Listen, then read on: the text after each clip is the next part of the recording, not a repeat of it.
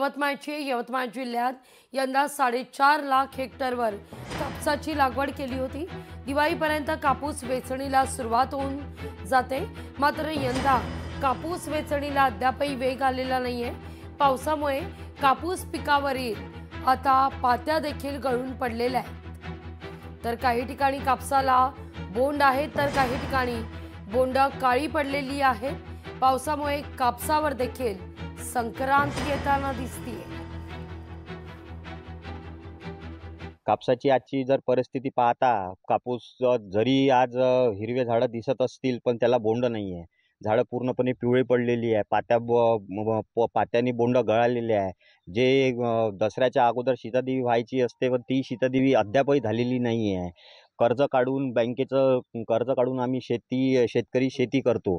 यावेळेस तर अशी परिस्थिती आहे की म्हणजे आता कर्ज भरायलाही पैसे नाही, येईल की नाही याची गॅरंटी हमी भेटून नाही राहिली आहे।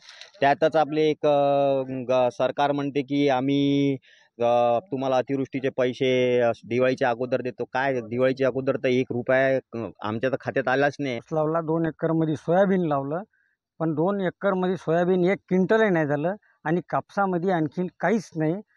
सर्व गोष्टी इथं चालू आहे। आम्ही काय करत आहोत? आम्ही कर्जबाजारी झालो। दिवाळी आमच्या अंगावर आली, कर्जदार आमच्या अंगणात येऊन बसत आहे।